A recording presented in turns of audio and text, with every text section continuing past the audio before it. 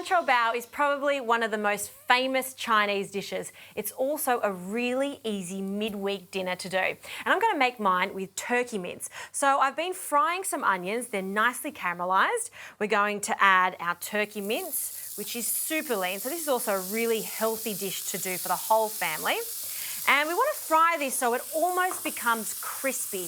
The crispier it is, the more flavour we're going to get into it. So we'll just break up the mince and coat it in our onions. And 2 cloves of garlic. I always like to add my garlic after the onion so it doesn't burn because it takes much less time to cook. Give that a quick toss. You can see it's getting nicely caramelised. Perfect. And the beauty of Sancho bao is you can add any type of ingredients you like, any type of vegetable. I'm going to use some water chestnuts. I love the crunchiness of them. So we'll add that, and I've finely chopped them, along with 1 carrot that I've grated. And again, give that a toss to coat everything.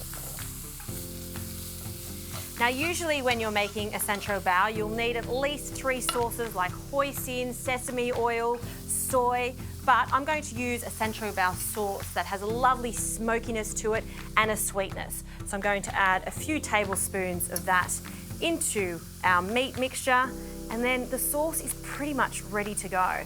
So we'll just coat all of the ingredients in the Sancho bao sauce. Smells fantastic. Okay, this is ready. We'll turn the heat off.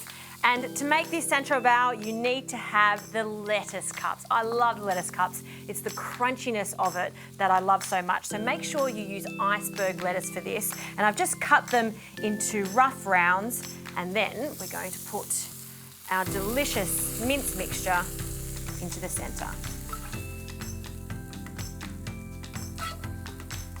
That's good. And then finally, to garnish this, just a little coriander, a few little sprigs on top.